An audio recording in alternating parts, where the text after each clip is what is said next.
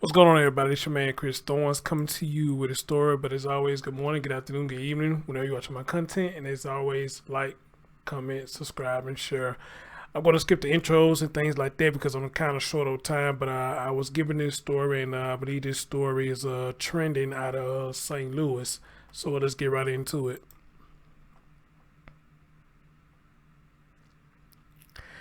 Ladies and gentlemen, we're going to be talking about the man that we're looking at right here. Ladies and gentlemen,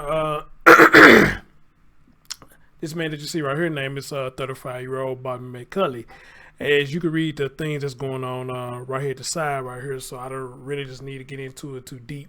But however, though, the story down there in St. Louis is that this man killed his wife and two children, and he abducted his 1-year-old daughter, I believe, if I'm not mistaken. But we're going to get in there in a minute. But the 1-year-old is safe. She was found safe. After he killed his wife and children, police say that he turned around and killed himself. All this was over a divorce.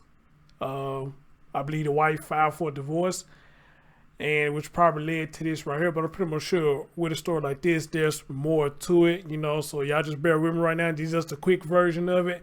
And while I gather more intel on it, when I get a chance, maybe I'll go live tomorrow and we'll gather more info on this story right here. But in that though, let's get right into it. Move him out the way real quick, and let's hear what's going on down there in St. Louis. All right, let's have a listen. McCulley was found shot to death along with her 13-year-old son, Kayden Johnson, and 6-year-old daughter, Kaylee Brooks. The homicide scene led to an Amber Alert for her 1-year-old daughter. Investigators say she was taken from her home on Lockwig Trail in North St. Louis County, just off Old Halls Ferry Road. Police say she was abducted by her father, Bobby McCulley III. Within an hour, the girl was found safe with family members. News 4 has team coverage tonight on this story, talking with those who knew the victims and detailing the timeline leading to the killings. We're going to start tonight with our Ray Preston live in Clayton. Ray? Well, now, St. Louis City Police say shortly after that Amber Alert was canceled, officers came upon McCulley in his vehicle in North St. Louis. As they were trying to apprehend him, he shot himself to death. Now, court records and social media postings indicate that McCulley was part of an abusive relationship. This afternoon, police and prosecutors gathered together to get the word out to the public, telling people to watch for signs of trouble among family and friends and encouraging those in need to seek help. Friday afternoon, a St. Louis County police car sat parked in the driveway of the family's home. One man who asked not to be identified described the area as a nice, quiet, peaceful neighborhood. This is really sad for the neighbors on the block that knew her and seen her kids out playing, you know. No trouble, no trouble. Another neighbor we spoke with describes 35-year-old Bobby McCulley as standoffish and having an odd personality. McCulley and his wife, Roseann, were going through divorce proceedings.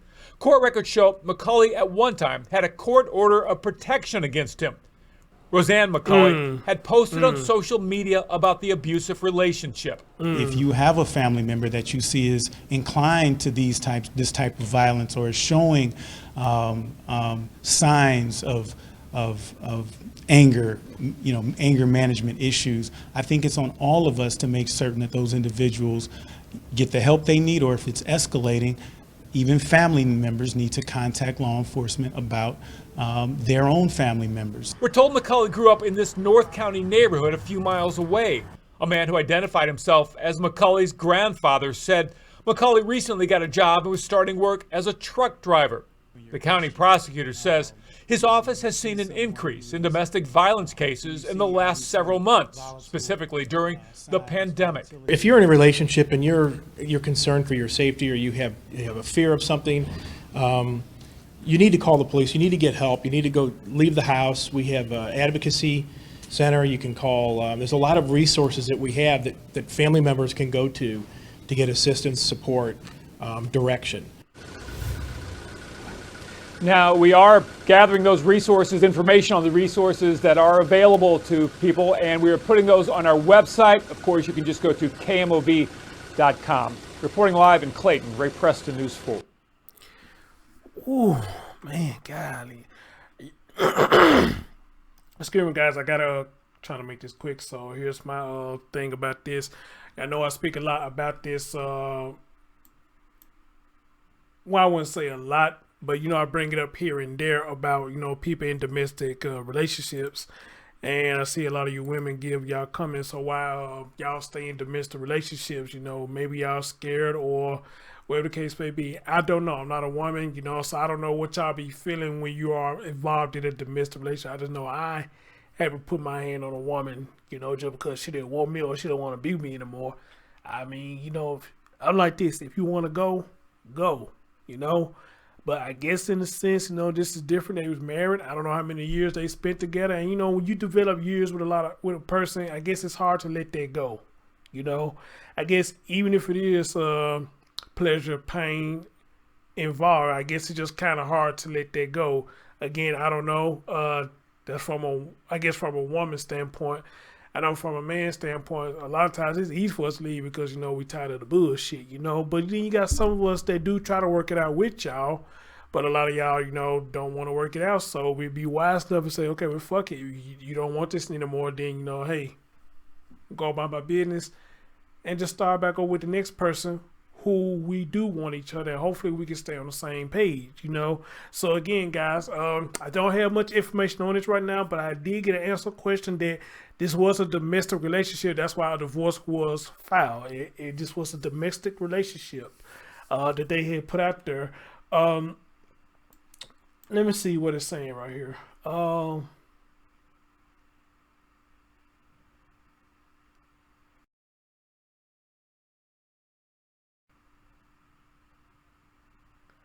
According to police, Bobby McCulley III shot and killed his 34-year-old wife, Roseann, her 13-year-old son, Kayden Johnson, and her 6-year-old daughter, Kaylee Brooks, just before midnight in the 4800 blocks of Lockwig Trail. Court documents show McCulley had filed for divorce just days before the killings. After the shooting, police say he abducted his 1-year-old daughter from the home. The Amber Alert was issued for 1-year-old Zoe Paige Hurst. Zoe Paige Hurst McCulley, but she was found safe with family members about 4:45 a.m. So thank God she was safe, but still sad that the other youngest passed away. This is nuts. Excuse me. Prior to the shooting around 8:30 Thursday, police responded to a home near the McCulley's home for a report of a suspicious person. Police did not locate the person, but police believe it was Bobby. 3 hours later, police was called to the home for reports of shots fired. Oh my God. Officers found a broken window and the 3 victims. St. Louis police located McCulley's car in the 1300 block of Clinton before 9 a.m. on Friday, and he fatally shot himself as they attempted to take him into custody. Also, when they tried to take him into custody, he shot himself. McCulley filed for divorce from Roseann on February the 28th. Oh, he filed for divorce from Roseann on February 28th. And his address on court documents was listed in Belafonte Neighbors. His wife's address was listed on Lockwig Trail. On her social media account, she also detailed the couple's relationship, and in more than one post incident indicated McCulley hit her. In a recent post, she indicated they were no longer living together and solicited help moving his things out of her home. McCulley was previously married and was divorced in July 2015. The order of protection against him was granted in September of that year, citing abuse. 2 years later, he was involved in a dispute over child support with a third woman.